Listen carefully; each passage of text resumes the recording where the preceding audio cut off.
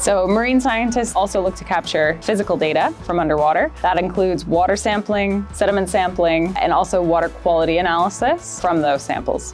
Some of the traditional methods for collecting this data is dredging, core sampling, grabbing underwater, and those can collect good data, but the thing that you don't have when you use that is accurate information about where you're taking that sample or what it looks like where you're taking that sample. The great thing about using an ROV for collecting samples is that you're able to make the decisions of where you take your samples from.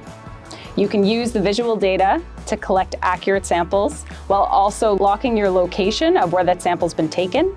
This gives you the ability to revisit those locations at a different time and reevaluate the data that you can see then. For a certain area, and you use your lat and long, and you can always go back to the same area and do the exact same spot and see the differences through the year. Before we were like driving in the dark. Now we can find out where we're to and we can put in our grids. So you can either pre-plot your missions and send the ROV out to certain locations with points of interest, or you can live dive, send the ROV out, drop points of interest while you're piloting, and revisit them at a later date.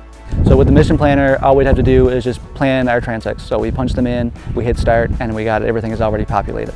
It's fantastic for what we're doing. So Deep Trekker samplers are an awesome add-on for marine science customers. We offer a range of different water samplers in terms of size, all the way from 100 milliliters to 2.5 liters. We also have an excellent sediment sampler that's sealed, and so you can take 500 cc's of sediment as well.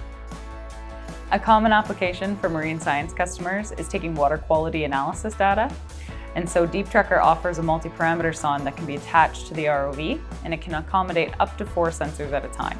So whether that's turbidity, temperature conductivity, chlorophyll A, or a rugged dissolved oxygen sensor, those can all be added to the ROV and collect data as you're swimming.